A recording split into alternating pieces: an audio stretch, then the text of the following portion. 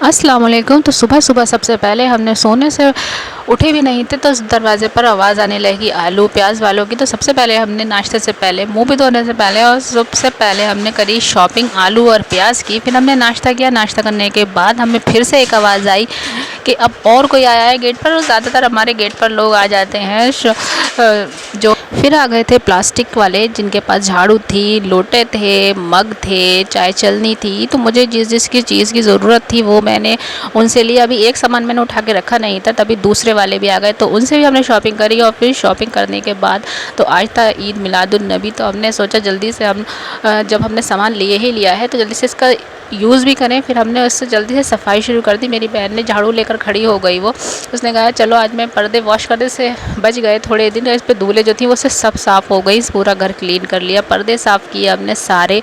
जो ये झाड़ू थी बीच में से अटक रही थी थोड़ी, तो उसने वो पहले ठीक की। फिर ठीक करने के बाद वापस से सफाई शुरू की। तो आप सभी को ईद मिलादुन नबी की बहुत बहुत मुबारकबाद। तो आज शाम तक देखिए आज मेहमान भी आने हैं और खाना भी बनाना है और आज डीप क्लीन भी करेंगे सुबह ही सुबह। तो एक सफाई जो करेगा ना उसका तो सारा दिन दोपहर तक लंच तक वो सफाई करता रहेगा। ये सफाई करती रहेगी, मैं खाना बनाऊंगी। तो इसने जाके पूरे घर की सफाई कर डाली एक ही झाड़ू से। इसने उसका इतना अच्छा यूज़ किया, बोली ये तो सबसे बेस्ट चीज़ है। और उसने दरवाजे और जहाँ जहाँ जो झाड़ू नहीं जाती, डस्टिंग का कपड़ा नहीं जाता, वहाँ पर ये झाड़ू चली गई प्लास्टिक वाली। और आप लोग जल्दी से वीडियो को लाइक और चैनल को सब्सक्राइब कर लीजिए और लास्ट तक ज़रूर देखिएगा और शेयर भी करिएगा। और तब तक हम करते हैं पहले सफाई। सफाई हो गई थी हमारी। फिर सफाई के बाद हमारी जिनी जो थी वो कूलर के ऊपर उसका बेड लगा हुआ था। इसका अपना बेड भी है लेकिन ये उस पर नहीं सोती है, ये ऐसे एक फ्रिज के ऊपर कूलर के ऊपर ऐसे सोती है। पूरे घर की डीप क्लीन करने के बाद झाड़ू पोछा सब हो गया था। फिर हम आए किचन में, हमने बनाया फिर दूध गर्म किया सबसे पहले। फिर उसके बाद मैंने बनाया थोड़ा सा दलिया। बच्चे जो है हमारे भाई के उनको थोड़ी भूख लगी थी तो मैंने सोचा अभी लंच बनाने में देर है तो इसलिए मैंने उनके लिए बना दिया थोड़ा सा दलिया।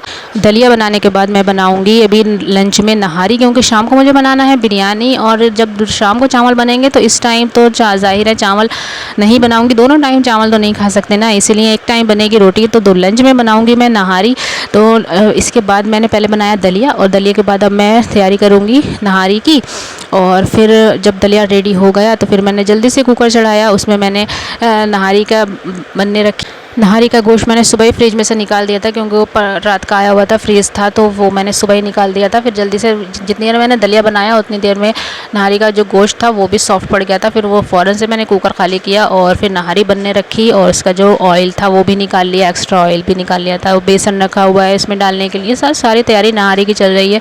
और फिर उसके बाद नहारी जब बन रही है तो जाहिर है इसकी हरी मिर्ची प्याज के बिना तो उसको खा ही नहीं सकते। तो फिर हमने, मेरी बहन ने काटा जल्दी से उसका हरी मिर्ची प्याज काटने के लिए। शाम को बनाओगे नहारी। तो आपको कैसा लगा ये जश्न मिलादुन नबी का व्लॉग? तो और लाइक करेगा, सब्सक्राइब करेगा और दुआओं में याद रखिएगा। और शाम की बिरयानी का व्लॉग मैं दिखाऊंगी आपको कल। तब तक के लिए अल्लाह हाफिज़।